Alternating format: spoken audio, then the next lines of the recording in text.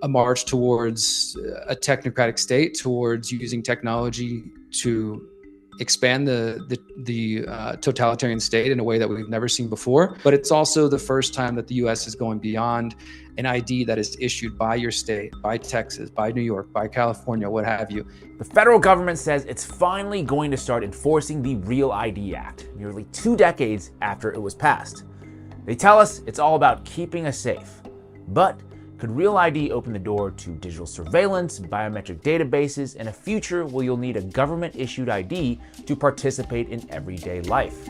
My name is James Lee, and you're watching Beyond the Headlines on Breaking Points.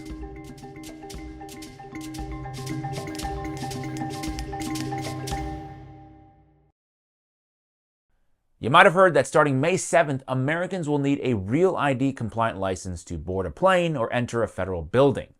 The Real ID Act was passed back in 2005 in the wake of the 9/11 attacks, sold to the public as a post-9/11 safety measure, a quote-unquote long-delayed upgrade to protect our elections and national security.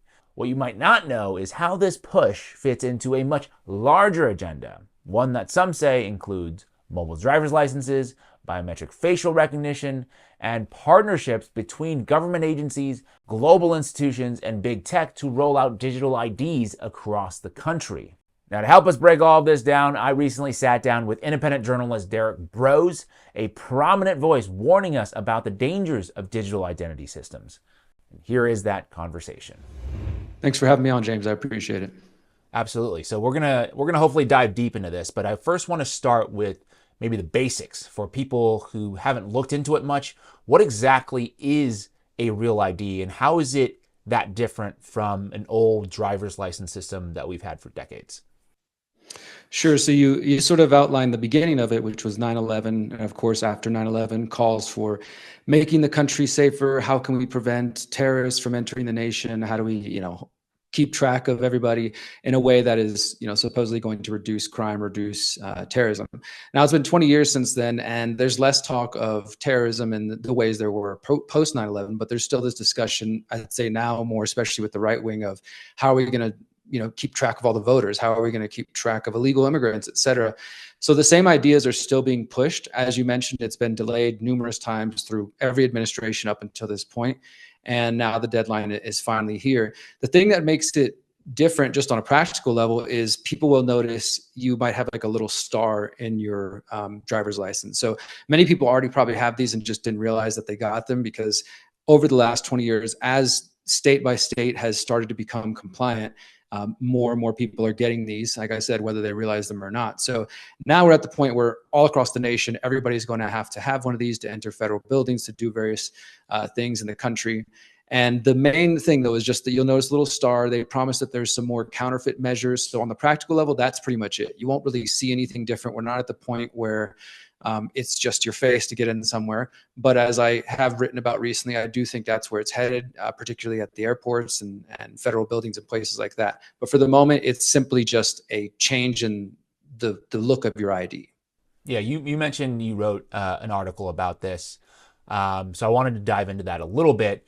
And you wrote, quote, "Real ID is the latest move inching Americans closer to mandatory digital identification programs, not only for voting, but for daily life." Can you walk us through a little bit of how this, seemingly innocuous Real ID requirement connects to this argument that you're making, a much larger and broader infrastructure, things like mobile driver's licenses, facial recognition, digital ID system?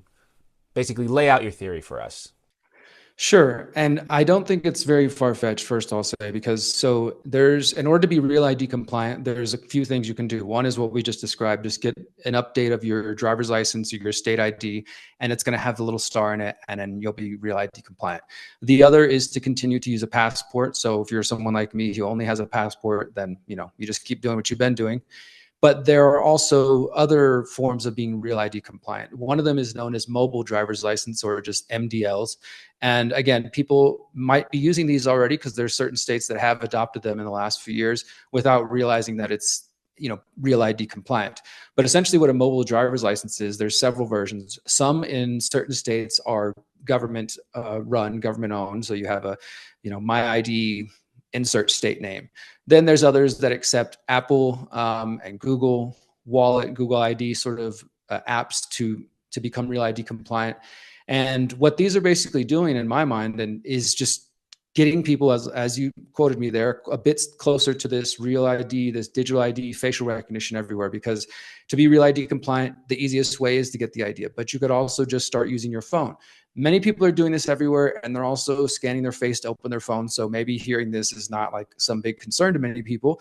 But if you've been paying attention the last decade to digital rights, digital privacy, people much more informed than me, lawyers, NGOs, nonprofits who focus on these issues particularly, have been warning about the growth of facial recognition, have been warning about the growth of digital IDs, and how as those systems become more interconnected, starting with, okay, you have your identification to get into federal buildings on an app, but then over time, as these systems expand, which they will, both in the private sector and through government, to include your health information, to include your banking, financial information, et cetera, you end up being very close to what China has in the version, in their form of WeChat, and the one app that sort of has everything in it. And again, this is going to be sold in a way that's convenient, it's fast. We're seeing this at the airport. People are being encouraged to go paperless and to just use their face to check in. And we've heard from the airports that maybe as soon as this fall, but definitely the next couple of years, they plan to make facial recognition a mandatory part of the check-in process. So in all different sectors, starting with the Real ID, with mobile driver's license, and especially at the airports, we're seeing this push towards digital identifications. And mobile driver's license is just one form of that. I'll also just note briefly that the TSA has already made it clear on their own website that they will accept mobile driver's licenses as a Real ID compliant ID. And again, they've also got pages on their website showing you how you can skip the whole ID part at all and just do facial recognition, which they're starting to roll out at different terminals. So overall, I don't think it's a big leap to kind of point out what we expect to see in the next couple of years. I don't think it's going to happen by the end of this year that digital IDs will be everywhere, but I do think becoming Real ID compliant with things like mobile driver's license is definitely taking us in that direction. Right. And you brought up China there. I was recently there, and they certainly have a very robust identification protocol in a lot of places that you go, public areas, including, travel as well as the mall, things like that. But to kind of give the other side of the story a little bit, some say, there's kind of these trade-offs with privacy concerns, and maybe they're a bit exaggerated in what you're talking about. The Real ID, is it just a natural evolution from going from paper to a digital world? And I'm wondering how you would respond to people who say, if you're not really doing anything wrong, what's the danger here? What's the problem? Well, I just got to say, I love that phrase because we've been hearing it for 20 years now, since 9/11. And in the wake of 9/11, when we saw people being kidnapped off the streets, what the US government likes to call rendition, or people being taken away to be torture, what they like to call enhanced interrogation, there was a lot of that discussion. If you're not doing anything wrong, if you have nothing to hide, who cares if the NSA is spying on your phones? Who cares if these things are going on? I mean, I think people could make that excuse all day to justify a march towards a technocratic state, towards using technology to expand the totalitarian state in a way that we've never seen before.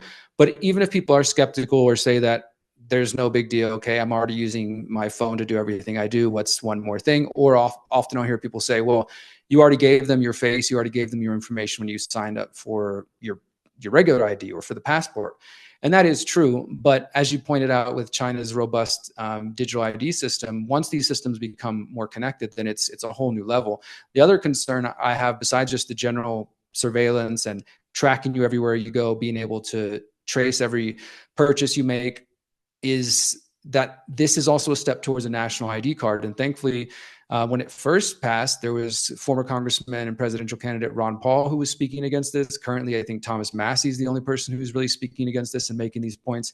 But it's also the first time that the U.S. is going beyond an ID that is issued by your state, by Texas, by New York, by California, what have you, and something that is now mandated by the federal government. And so if you go back to those post 9/11 years, and you can read some editorials, you can see some congressional speeches, There weren't many because people were in the hype of post 9/11 and just give the government whatever they need to do. We all need to feel safe. But there were people warning about this from the beginning. And so 20 years later, the American public has been kind of worn down. Also, people who were born post 9/11 have no awareness that this was even a controversy. But it's another step towards having a national ID card. And as I said, when you're bringing on the systems that we know are rolling out, both privately and publicly, facial recognition, digital IDs, you could end up in a very dangerous situation where the government knows everywhere you go, even more than they currently do, and knows every purchase you're making. And as we've seen in the last few years, when you combine that with a sort of, whether you want to call it cancel culture or just people who are talking about controversial topics who've been debanked or taken off social media, what happens whenever all of that's run through one central app? And I've already seen this in places like Denmark, for example, is a country I recently visited, speaking about these concerns. And they informed me, Derrick, we already have this. We have a My ID program where you can't go in to any, you can't do public transportation, you can't get insurance, can't open up a bank account, can't get a home, etc. So essentially, it's not mandatory, but you can't function without it. And so I think that's the other big concern, is that as these things roll out, there becomes no way to operate outside of those systems, and within those systems becomes tightly controlled. Yeah, I know you mentioned, or you just mentioned there, potentially people getting grabbed off the streets for crimes they may or may not have committed, or they're being suspected of something. Certainly, that seems like it's happening as we go, and I'm not sure if this might be a kind of a speculative question, but when we talked about the law being passed in 2005 post 9/11, and the enforcement kept getting delayed up until now, do you think there is, or why do you think there is some kind of push to finally enforce it in 2025? Has anything changed about the circumstances that would warrant them finally enforcing this law? Well, like you said, this is a bit speculative, so keep that in mind. I would say that I find it interesting that every administration, including Trump's first administration, has delayed this, and both right and left have kind of, given the states more time at the least. I won't say every administration was like, the Real ID is a danger per se, but they kept kicking it down the road because states were just resisting. There was lots of lawsuits. Again, people who aren't familiar with this history, look up the lawsuits about Real ID related to dozens of states who have tried to resist it. But nevertheless, here we are in 2025. And as you said, with people being taken off the streets right now under the Trump campaign, Trump administration, and relation to immigration, relation to speaking out against Israel, and part of that conversation, of course, is the discussion around illegal immigrants voting and how do we secure the border and these sorts of things. I think that the Real ID coming into compliance, full compliance during the Trump administration, whether planned or just happenstance, it works out in the favor of the government, because many of the people on the right, conservatives, who may have resisted this under, say, a Biden or Obama administration or Clinton administration, are making, in my view, excuses and saying it's no big deal.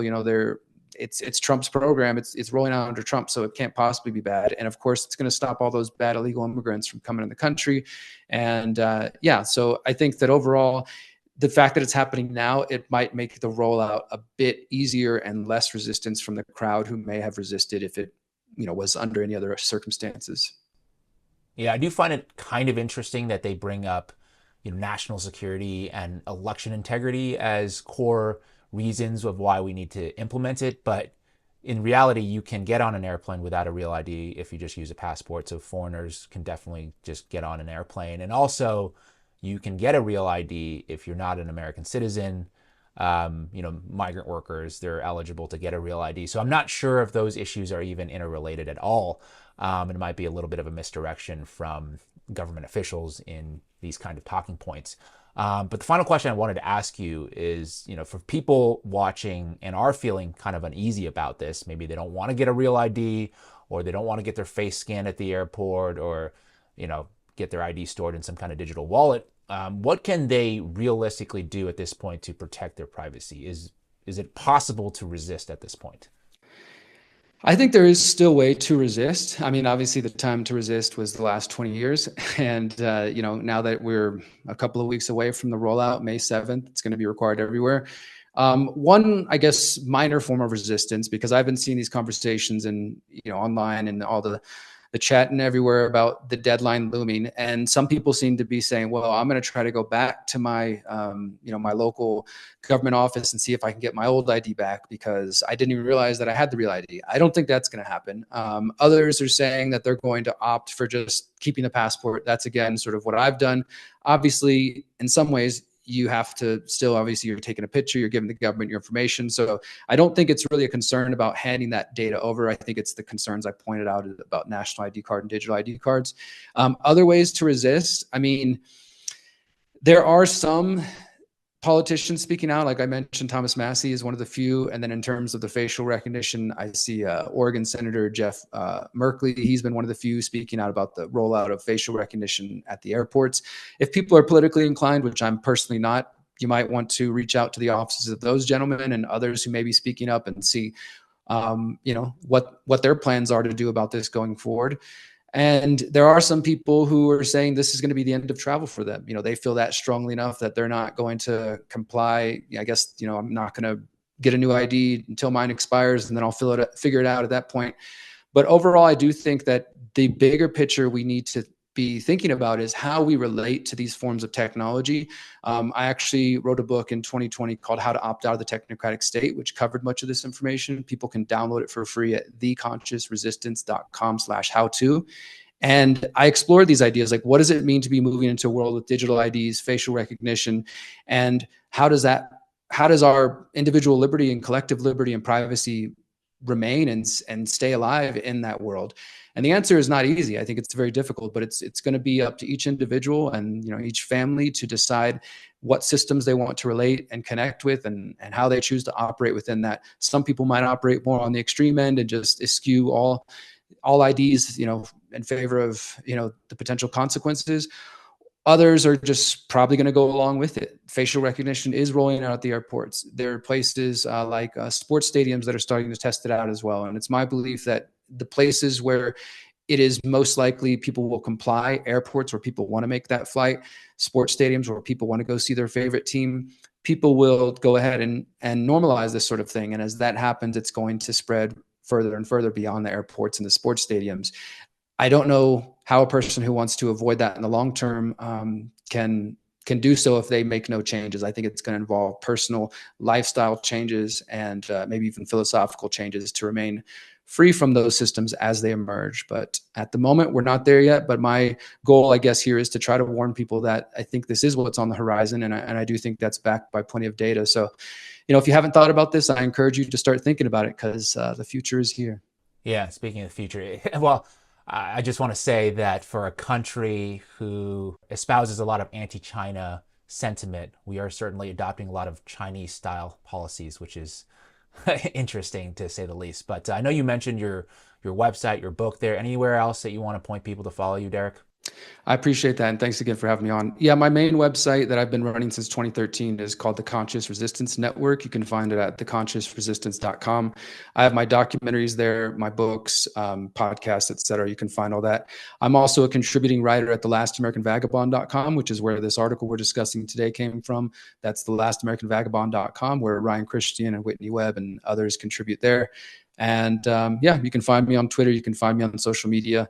I will continue to stay on top of this issue as well as others. And I hope more people will start thinking about this in a deeper manner. Absolutely. Thanks, Derrick. Really appreciate your time and your insights today. Thank you. To learn more about Real ID and the other stories mainstream media doesn't want to cover, you can head on over to my YouTube channel, 5149 with James Lee. The link will be in the description below. Thank you for your time today and keep on tuning into Breaking Points.